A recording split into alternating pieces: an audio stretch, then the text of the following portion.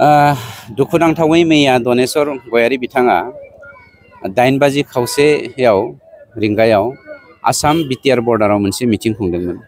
बे मिटिं खुंनायनि उनाव बिथाङा 9 बाजियाव नैबे तिनथिला ओनसोलाव गावनि जा गुन्दाफोर बेखौ माने बिथाङा मोनसे न'खराव सोनानै गालाङो आरो सोना गालांनानै हरनि 9 बाजि 30 मिनिट 10 बाजिनि गेजेराव बिसोरनिफ्राय गारि 50सो गारि फैबावो, बलेर' गारि फैनानै बिथांमोना जोंनि जा इउपिपिएल सापर्टारफोर बे सापर्टारफोरखौ आक्रमण खालामदों। जोंनि गंथाम गारि बुफायनायजों लोगोसे बिथांमोना जोंनि मानसिफोरखौबो खुनि खालामदों, रडजों बुदों, लावथिजों बुदों, खुख्रिजों दाननो नागिरदोंमोन, हास्लाबाखिसै।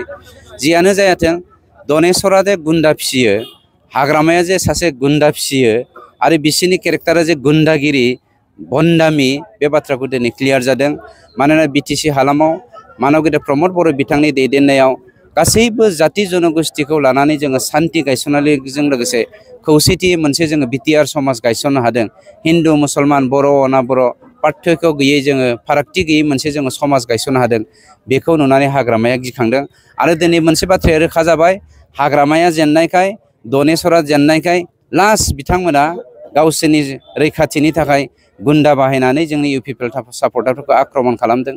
जोंबो हायो आक्रमण खालामनो, हाग्रामानि गुन्दाया जोंनि थाखाय जेबो नङा। खिन्थु मोनसे खोथाया जादों, सान्थिखौ जोंनो गायसनदों, बिनि थाखाय जोङो हजम जादों आरो दिनै जोङो प्रसासननिसिम केस होनाय जाबाय। केस होनानै रेजिस्टार खालामनानै 24 घन्टानि गेजेराव बिथांमोनखौ एरेस्ट खालामनांगौ, बेखौ जोङो खावलायदों।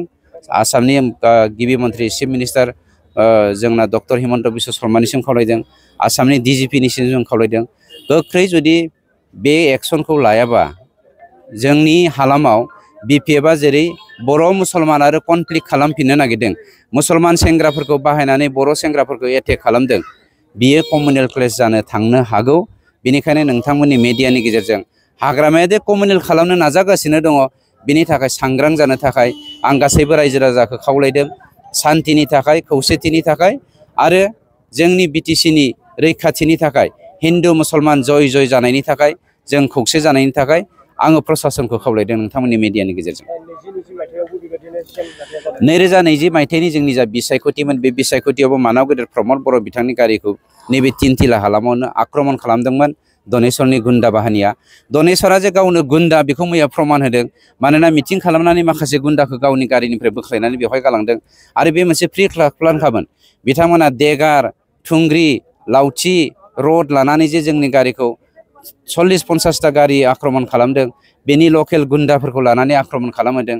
बे जोंनि थाखाय दुखुनांथाव बाथ्रा। जोंबो हायो, इटानि बेरेखायै जोंबो अन्थाइ बाहायनो हायो, खिन्थु जों बाहायनो नागिराखै, जों प्रसासनखौ नेगासिनो दङ।